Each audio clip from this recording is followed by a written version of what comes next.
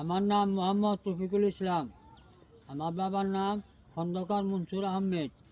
আমরা আমার আমার বাবা অনেক গরিব ছিল। আমাদেরকে ভালো মতো লালন পালন করতে পারে নাই, শিক্ষা দিতে পারে নাই। সেই জন্য আমরা মূর্খ হয়ে বসে আছি। তখন আমাদের অনেক অভাব ছিল। আমরা অনেক কষ্ট করে আমরা অনেক বড় হয়েছি। মেজর জিয়ার ঘোষণার সময় আমরা যুদ্ধে ঝাঁপিয়ে পড়লাম। আমরা যা আছে আমরা তাই নিয়ে আমরা যুদ্ধে ঝাঁপিয়ে পড়লাম। ধাও, কাঁচি, বলম নিয়ে আমরা লাঠি ঠেঙ্গা নিয়ে যুদ্ধে ঝাঁপিয়ে পড়লাম।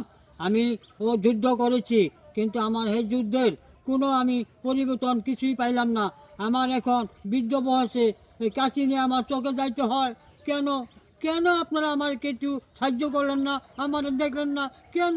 আমার এই বয়সে যে কাঁচি নিয়ে আমার চোখে যায় যুদ্ধ করতে হয়, কেন আপনারা আমাকে কেন দেখলেন না একটু?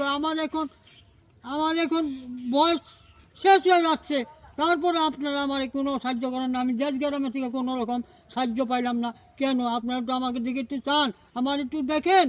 এই যে আমি এত যুদ্ধ করিলাম, আমারে পৃথিবীর মানুষে কেউ দেখলো না। ইয়া আল্লাহ, আপনি আমার সাহায্য করেন, আপনি আমার দেখবেন আল্লাহ। আমি তো অত কোনো লোক খারাপ ছিলাম না, আমি তো লোক ভালো ছিলাম। আমি মানুষের সাথে সবসময় ভালো ব্যবহার করছি, কোনো খারাপ ব্যবহার করছি না।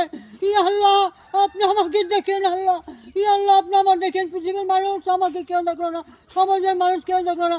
আমি এত রকম করে যুদ্ধ করেছি আল্লাহ, কিন্তু আমাকে কেউ দেখলো না। ইয়া আল্লাহ, আপনি আমাকে দেখবেন আল্লাহ। পৃথিবীর মানুষ, সমাজের মানুষ কেউ আমাকে দেখলো না। আমার আত্মীয় স্বজন কত অনেক বড় লোক আছে, কিন্তু তারা আমার কেউ দেখলো না। কিন্তু আল্লাহ, আপনি আমাকে দেখবেন। এটুকুই আপনার কাছে আমি সাহায্য চাই আল্লাহ।